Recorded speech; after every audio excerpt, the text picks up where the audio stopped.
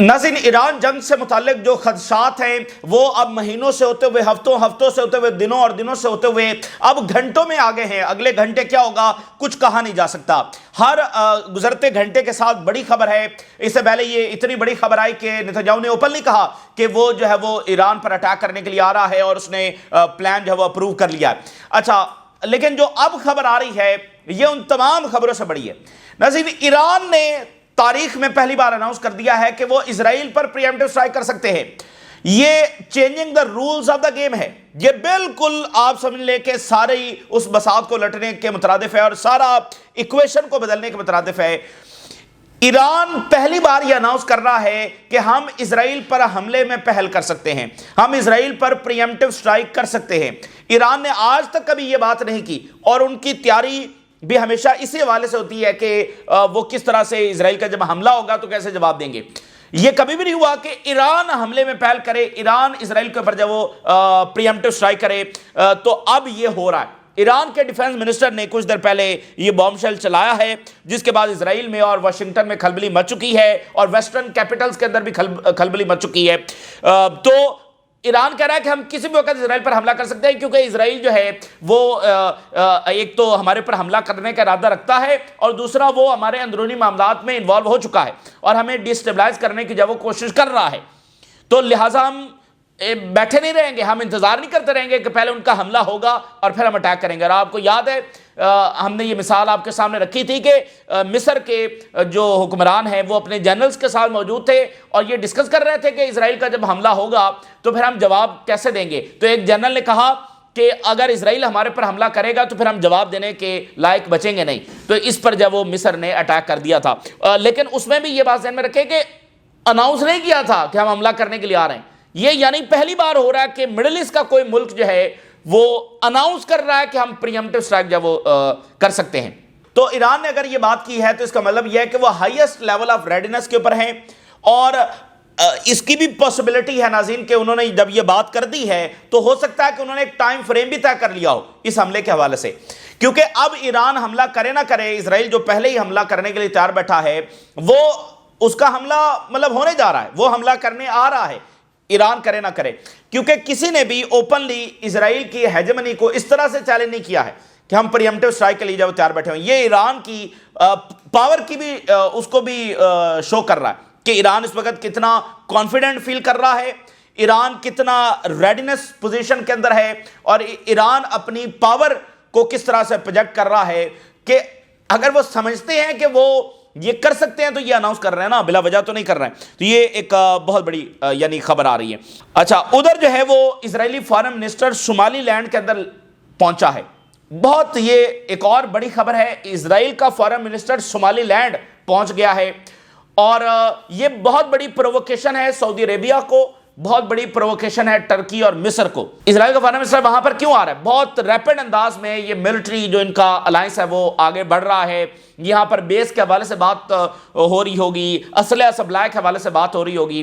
तो ये एक ऐसी प्रोवोकेशन है कि ये दौरा एक बड़ी जंग को ट्रिगर कर सकता है। सोमालिया जो ऑलरेडी जंग की तैयारी कर रहा है, तो ये एक बड़ी जंग को इस तरह का दौरा जो है वो ट्रिगर कर सकता है।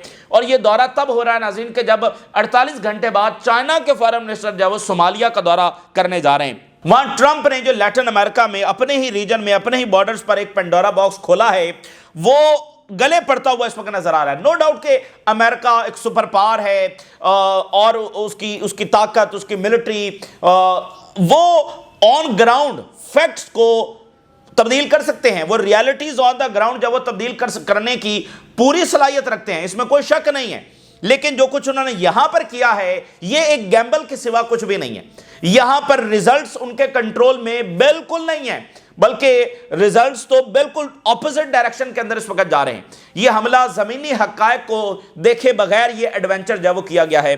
अब आप जरा देखिए, खबर यह है कि जिस ब्रिक्स के खिलाफ ये जंग छेड़ी गई है, क्योंकि बुनियादी मसला जो है वो खुद रोबियो ने कहा कि जो ट्रेड है दुनिया की वो ब्रिक्स करेंसी के अंदर हो रही है, अल्टरनेटिव करेंसीज के अंदर हो रही है। तो अगर ये फिनोमेना आगे बढ़ता है तो हमारी सैंक्शंस और हमारे टैरिफ जो इफेक्टिव नहीं रहेंगे, तो इससे उनकी हेजेमनी इफेक्टिवली खत्म हो जाएगी।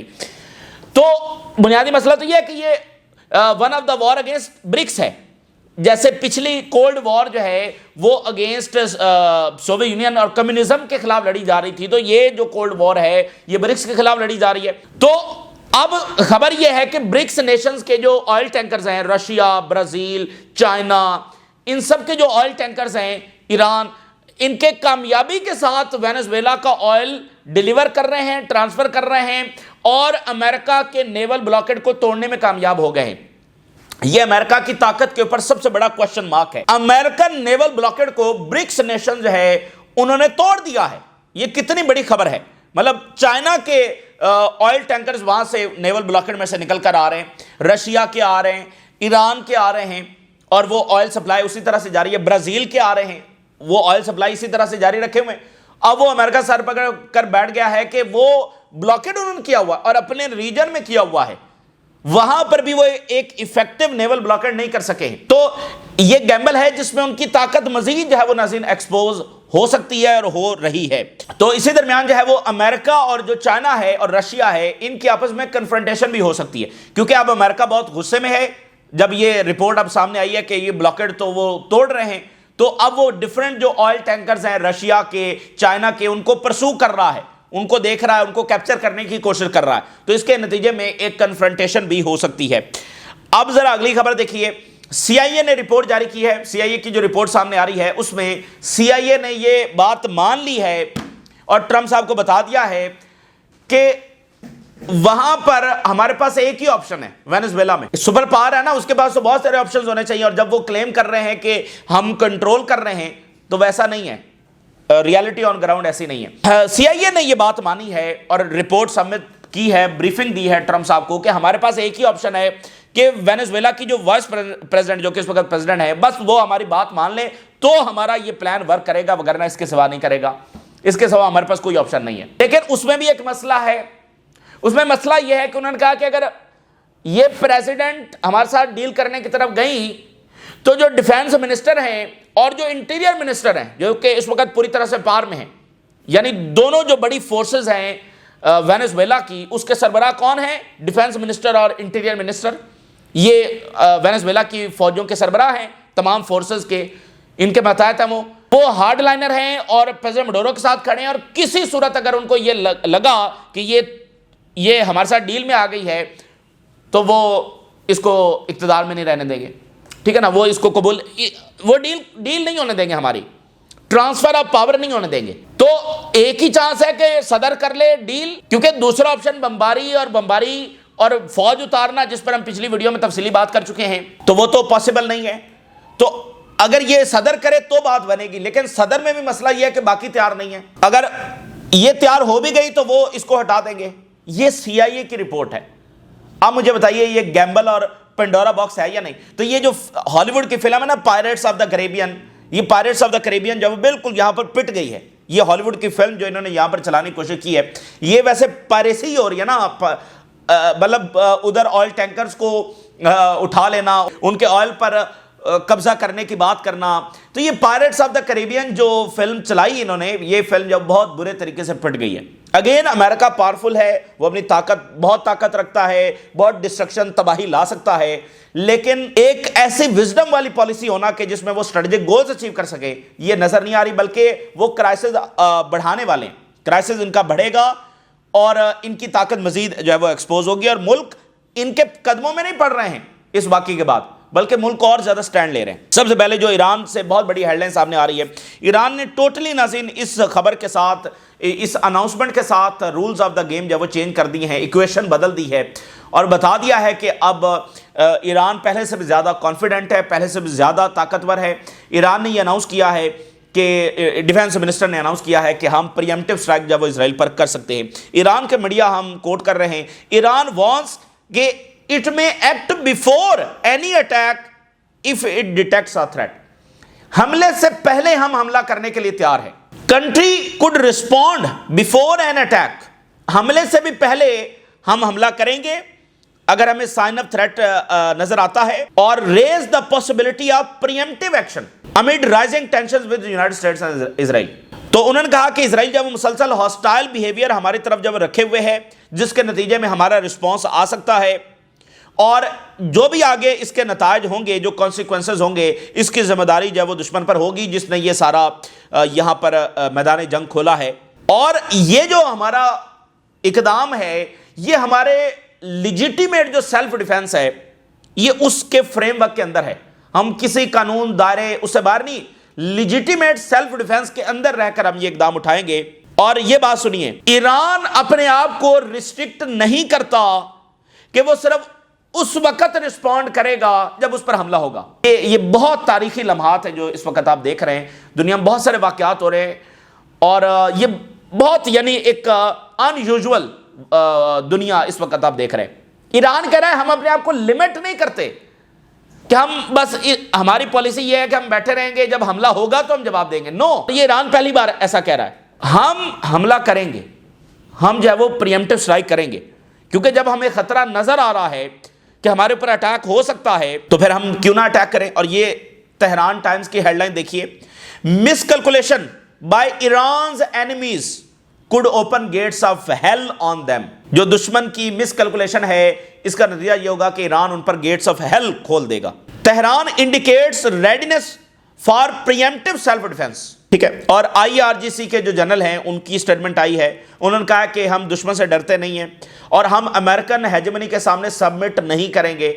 मैंने बताया ना कि मडोरो के वाकये ने ऐसा नहीं हुआ कि मुल्क इनके कदमों में पड़ गए। देखें, जो कदमों में बैठे हुए हैं वो तो बैठे हुए हैं, लेकिन जिनको झुकाने की कोशिश की गई है वो नहीं झुक रहे हैं, बल्कि वो और ज्यादा उन्होंने जंग की तैयारी पकड़ ली है। रेजिस्टेंस के जरिए हम इस हेजेमनी का सामना करेंगे और कोई हमें खौफ जो है दुश्मन से नहीं है। तो ये टर्निंग पॉइंट है ईरान की पॉलिसी के अंदर। और देखें, जंगें लड़ना आसान नहीं होता है। जो जंगें लड़ते हैं, जो कुर्बानियां देते हैं, जिन मुल्कों पर जंगें मुसल्लत होती हैं, उनको पता होता है ये कोई आसान चीज नहीं है कि आप जंग का रास्ता जो है वो चूज करें, बल्कि आपको जो रास्ते पर डाला जा रहा है। तो जब ईरान पर हमला होने जा रहा है तो ईरान का ये स्टांस बता रहा है कि वो कितने पुरएतमाद हैं, वो कितने कॉन्फिडेंट हैं और कितने रेडीनेस पोजीशन के अंदर है। सम एक्सपर्ट्स ये कह रहे हैं कि अगर ईरान के इस हद तक स्टेटमेंट ओपनली जारी कर रहा है, जरूरत क्या थी ऐसी स्टेटमेंट जारी करने की, अगर वो इस हद तक ओपनली स्टेटमेंट जारी कर रहे हैं, दैट मींस कि इसकी भी पॉसिबिलिटी है कि उन्होंने हमले की जो टाइम फ्रेम है वो तय कर ली हो, हमले कब करना है उसका टाइम फ्रेम भी उन्होंने तय कर लिया हो, तब वो ओपनली आकर ये बात कर रहे हैं, क्योंकि इसके बाद इजराइल का हमला तो तय। और साथ ये है कि वो अपनी तैयारी के हाईएस्ट लेवल के ऊपर है, तैयार होंगे तो बात ये, क्योंकि अगले घंटे भी इस स्टेटमेंट के बाद इजराइल का हमला हो सकता है, तो तैयारी है। तो उन्होंने ये बिल्कुल वो ओपनली सामने आ गए। उधर इजराइल के अंदर जो आयरन डोम है, उनकी एडिशनल डिप्लॉयमेंट जब वो हो रही है। और अगली बात सुनिए, इजरायली मीडिया प्रोटेस्ट के हवाले से क्या कह रहा है। जो ईरान के अंदर प्रोटेस्ट करवाए जा रहे हैं, इजरायली मीडिया कह रहा है ये प्रोटेस्ट जो है वो इसके जरिए रिजीम चेंज होता हुआ नजर नहीं आ रहा। Iran protests are unlikely to topple the regime. इन प्रोटेस्ट के जरिए रिजीम टॉपल होती नजर नहीं आ रही, क्योंकि जो लिजिटिमेट प्रोटेस्ट हो रहे हैं उसको तो ईरान ऑलरेडी रिकॉग्नाइज खुद ही कर रहा है। तो ये जो मुसाद ये सारा एक्सप्लॉइट करने की कोशिश कर रही है, वो कह रहे हैं इससे रिजीम, वो कह रहे हैं रिजीम जो है वो इन कंट्रोल है और लॉयल आर्मी साथ खड़ी है, बिल्कुल मामलात उनके कंट्रोल के अंदर है। तो ये प्रोटेस्ट वाला जो टूल है वो भी फारग हो गया। कतर ने कहा है कि हम अमेरिका के साथ राब्ते में हैं, ईरान के साथ राब्ते में हैं, there is a still room for political solution and diplomacy. ये वो उन्होंने कहा है कि हम कोशिश कर रहे हैं कि जंग ना हो। अच्छी बात है, करनी चाहिए। जो इजराइल का फॉरेन मिनिस्टर है सोमालीलैंड पहुंचा, ये पहला इजराइल का दौरा है और ये यानी हाई लेवल का ये दौरा है। Saar arrives in Somaliland for meeting with president. First visit since Israeli recognition. Turkish media ने इसको लिखा है, Israeli foreign minister arrives in Somaliland after controversial recognition and global backlash. यानी जो मीडिया होता है वो बताता है स्टेट की पोजीशन क्या है, तो टर्किश मीडिया ने उसको सादा खबर के तौर पर नहीं बताया कि वो लैंड कर गया। आगे उन्होंने अपना मौका भी दिया कि कंट्रोवर्शियल रिकग्निशन और ग्लोबल बैकलैश के बावजूद वहां पहुंचा हुआ। अच्छा, बहरहाल तो ये विजिट जो है ये काफी इंपॉर्टेंट विजिट है। इसमें बेस और मिलिट्री और इक्विपमेंट और जो भी यमन, ये सारा, ये सूडान, ये सारा, ये और इथोपिया जो है वो वहां पर मूवमेंट जो वो ऑलरेडी देखी जा रही है, लॉजिस्टिक वो आगे पीछे मूव कर रहे हैं। तो ये एक दौरा जो है वो ट्रिगर कर सकता है एक जंग को, क्योंकि आप देखिए रिकग्निशन से कितना रिस्पॉन्स आया है। अब ये यहां पर आया है तो कुछ तय करने आया ना, वगरना एक लो प्रोफाइल भी दौरा हो सकता था। तो फॉरेन मिनिस्टर का आना यानी वो कुछ एग्रीमेंट साइन करने के लिए आया हुआ है। तो जो एग्रीमेंट साइन होंगे उससे पता चल जाएगा। तो ये दौरा बकायदा एक वॉर को ट्रिगर कर सकता है।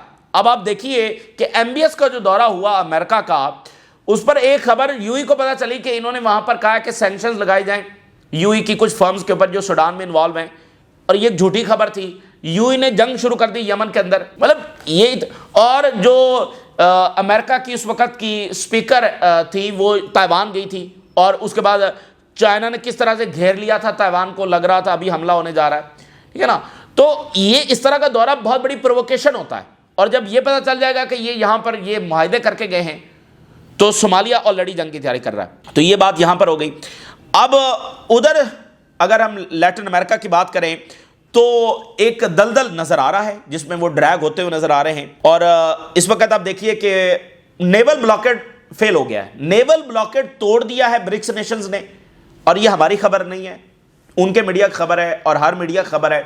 नेवल ब्लॉकेड टूट गया, और वो ऑयल टैंकर जनाब कोऑर्डिनेशन के साथ, रशिया, चाइना, ब्राजील, ये सब कोऑर्डिनेशन कर रहे हैं, कोऑर्डिनेशन के साथ वहां से गुजर रहे हैं। आप अंदाजा करें, एक एक टैंकर नहीं गुजर रहा है, वो एक दूसरे के साथ राब्ते में है कहां से कैसे गुजरना है। और कोई फ्लैग उनके शैडो फ्लीट पर नहीं है, फ्लैग नहीं लगा रहे और बस वहां से गुजर रहे हैं।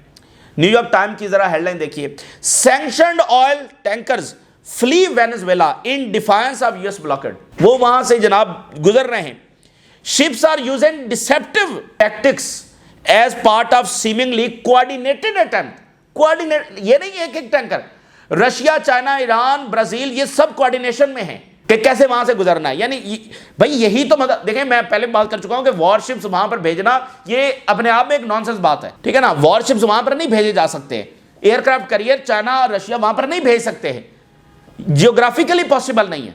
तो बात यह है कि यही वो मदद कर सकते हैं ना, क्योंकि वेनेजुएला कोलैप्स हो जाएगा अगर उसका ऑयल नहीं बिकेगा। तो रशिया और चाइना की सबसे बड़ी सपोर्ट ही ये है, और ईरान की, कि वो इसको कामयाबी से जारी रखे हुए हैं। Bypass American naval forces in the reason.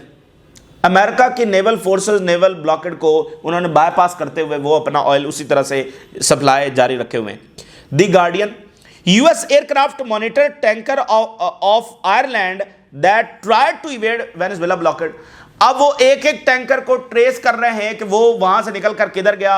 Russian tankers को ट्रैक कर रहे हैं, चाइनीज को ट्रैक कर रहे हैं। Oil tankers exit Venezuela under cover of darkness despite US blockade. खामोशी के साथ चुपके से कवर ऑफ डार्कनेस में वो ब्लॉकेड में से होते हुए निकल गए। US plans to intercept Venezuela linked oil tanker claimed by Russia.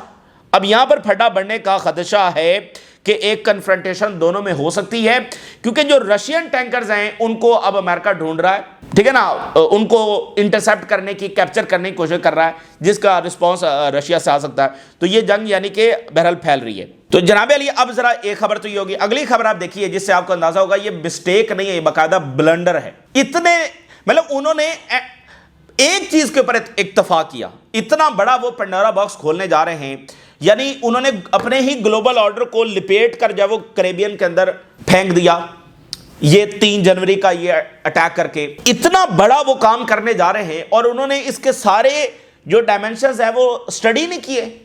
इससे बड़ा कोई ब्लंडर हो सकता है? अब सीआईए की जो रिपोर्ट आज अमेरिकन मीडिया जो है वो जारी कर रहा है, उसमें ये सीआईए ने ये माना है कि हमारे पास ऑप्शन सिर्फ ये है कि वेनेजुएला की जो पॉलिटिकल लीडरशिप है वो हमारी बात सुन ले, और तभी हम वहां से रिसोर्सेज और ऑयल निकाल सकते हैं, क्योंकि हमें एक स्टेबल कंट्री चाहिए। स्टेबल कंट्री होगा और वहां की फोर्स, वहां का ह्यूमन रिसोर्स, वहां की इन्फोर्समेंट एजेंसीज, वहां का सारा इंफ्रास्ट्रक्चर वो हमारे लिए काम कर रहा होगा, तो हम ऑयल निकाल सकेंगे। और ये पॉलिटिकल लीडरशिप की मर्जी के बगैर पॉसिबल नहीं है। तो वो कैसे मानेगी? वो कहते हैं अगर वो मान भी गई तो डिफेंस मिनिस्टर और इंटीरियर मिनिस्टर जो कि पूरी तरह से मडोरो के साथ खड़े हैं, वो कभी ये होने नहीं देंगे।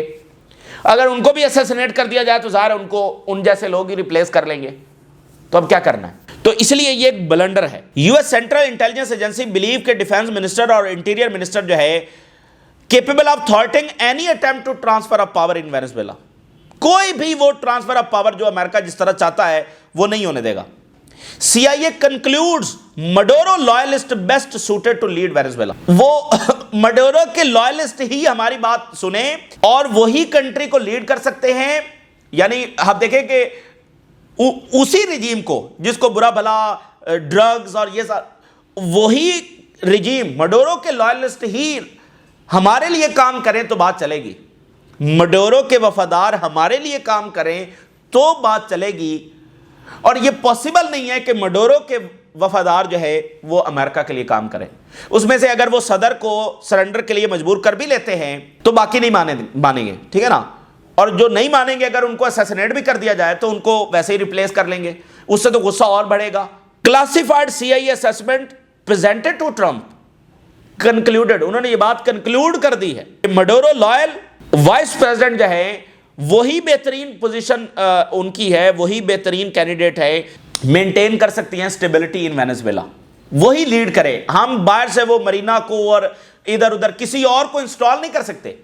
यानी आप जरा देखें कि फर्क क्या है। और भी उन्होंने बहुत सारे रिजीम चेंज किए हैं, फौज ने आकर इख्तियार संभाल लिया, वो बाहर से कोई जहाज से उतरा, कोई उसको इंस्टॉल कर दिया, या ना यहां किसी को इंस्टॉल कर सकते हैं, ना फौज उस तरह से बगावत करने के लिए तैयार है, ठीक है ना।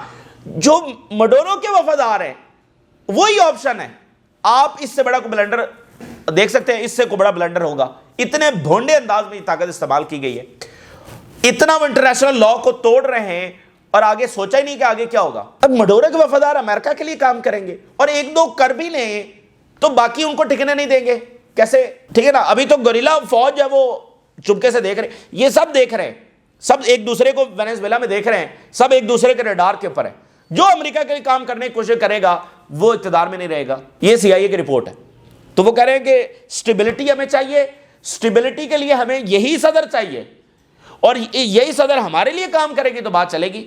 लेकिन ये सदर हमारे लिए काम अगर करेगी तो वो डिफेंस मिनिस्टर और इंटीरियर मिनिस्टर आ जाएंगे जो हार्ड लाइनर है और इस वक्त पावर के अंदर है। So Trump ditches Machado, Marina Corina Machado जो है, after CIA says opposition not fit for leadership. वो उसने कहा कि ये मरिया कोरिना जो है, जो बहुत बड़ी ज़ायनिस्ट है, वो फिट फॉर उसके लिए नहीं है। तो वो ऑप्शन भी गया, ऑप्शन अब सिर्फ यही है। So powerful hard liners remain critical obstacle, सबसे बड़ी वो रुकावट है जो अनडू कर सकते हैं और ब्लॉक कर सकते हैं अमेरिका की कोई भी ट्रांजिशन इन वेनेजुएला, जिसको पावर देना चाहिए अमेरिका।